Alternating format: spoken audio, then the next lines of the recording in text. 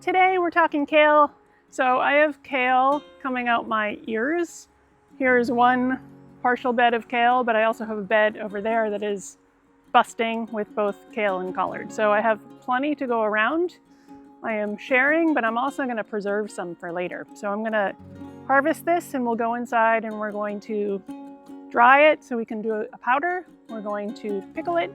We're going to make a pesto and we're going to freeze some. So I'll get to harvesting and we'll go inside.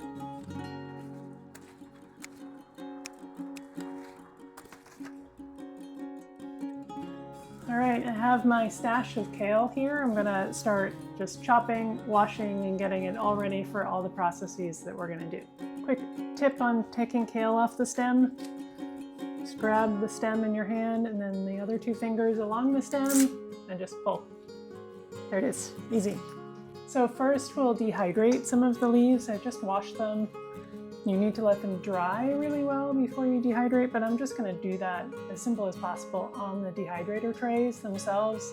Let them air dry for a bit and then I'll stick them in the dehydrator. I'll dehydrate for about 4 to 6 hours on 125 degrees. That should dry them out. If they're pliable rather than really dry, keep them in there longer. You want them crispy and dry, otherwise you could create bacteria in your jar of dehydrated kale. Also like using the more flat, this is I think purple kale, this particular one. It's more flat, it dries easier, and you don't get little pockets that don't dry. Okay, we have a tray of kale ready to dry. Woohoo! For freezing our kale, you can either just dry it carefully and throw it in a bag and freeze it, or you can blanch it first. I'm gonna blanch this batch, and it's really good to put in soups or curries or anything like that. So I'm going to throw my cleaned kale into this pot for about 2 minutes. If you do decide to blanch it, you want a bowl of ice water right nearby because you don't want it to cook any longer than that 2 minutes. So you just, when it's done, you want to plunge it. Beautiful bright green kale going in the ice. So my kale is definitely cooled down. I'm just going to wring it out. A towel and then lay it out on a paper towel or a towel and just let it dry thoroughly. I'm just going to throw it in a freezer bag. Put it in the freezer. Label it, and you'll be happy this fall or winter when you have this. Next we're going to do a quick kale pickle, which sounds odd, but it's really good. So I've got a basic vinegar pickle brine here. And I'm actually going to put about 6 large leaves of kale into that mixture just because it will make it much smaller. It's easier to do it that way than put the kale in the jar first because it's very big. So this has been boiling for 5 minutes. I'm going to let it simmer for a couple with the kale in there. Leave about 1/2 inch on the top. I'm going to put a little fermenting weight on my pickled kale because that will keep it down, submerged into the liquid. Okay, lastly, we're gonna make a pesto, which can freeze really easily, or you can use it right away, but I'll freeze it because I don't need it.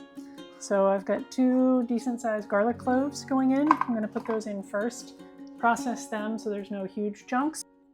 Then pretty much get all the other ingredients in there. So I've got some walnuts. You can use pine nuts, you can use cashews, you can really use any nut for this. I've got my couple cups of kale that's washed. Got some nutritional yeast for the cheesy effect. Got about 1/4 teaspoon of salt and lemon juice. As the machine's running, I'll put in about 1/4 cup of olive oil. You can leave this out if you're doing oil-free. You can also add an avocado in here instead of the oil. You would want to do that. If you're eating it right away, you can do that. If you're going to freeze it, just freeze it as is and then defrost, put the avocado in there. We have a kale pesto. We have our dehydrated kale now. It's very crispy. You can hear it. So there's no moisture left, which is exactly where you want it to go. So we're going to blend it in our Vitamix and make a powder.